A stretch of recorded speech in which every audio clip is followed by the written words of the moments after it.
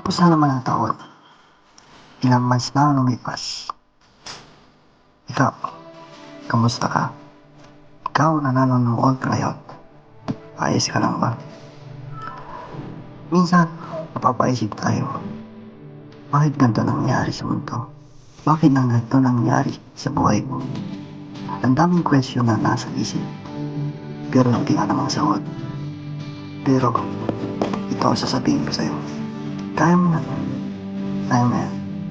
Para itong isang halaman na patuloy pa rin lumalaban kahit na may bagyo ang malalakas na hangin. Para itong isang puno na patuloy pa rin kumakapit ang kanyang mga ugat para hindi siya matumba. Hindi siya mabunot ng hangin. Ang bagyo, ulan, ay parang isang pagsubok na patuloy na bumabayo sa atin. Pero ang puno, hindi pa rin natutunan. Patuloy pa rin nakatayo at nakakapit ang ulan. Parang isang tao, patuloy sa pagsusumikap, ginagawa ang lahat para sa kanyang pamilya at ginagawa ang lahat para sa kanyang mga mahal sa buhay. Kaya ikaw na nanonood ngayon na may pinagdadaanan at gusto nang sumuko sa buhay, marami pang pwedeng mangyari. Marami pang magaganda sa mundo. Mulat mo ang mata mo at pangmasdan ang ganda ng mga halaman. Ganun din kaganda ang mangyari sa iyo.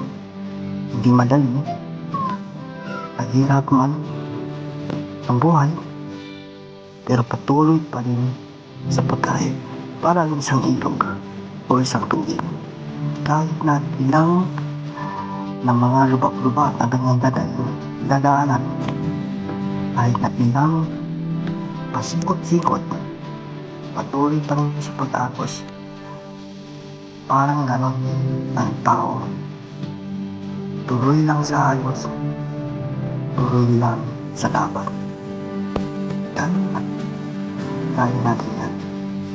Kaya yan. Kaya ikaw nanonood, gawin mo lang kaya gusto mo lang sumuko. Kumaban ka. Mag-pray ka sa taas na kaya mo din na. Nakakayanin mo yan. Diyos lang ang makakatulong sa'yo. Diyos lang ang pang-asa natin. Pero hindi lang tayo dapat umasa sa dasal. Kailangan din natin kumilos. Kailangan din natin ihakbang ang mga paa natin para may bagong darating sa atin. Maraming salamat.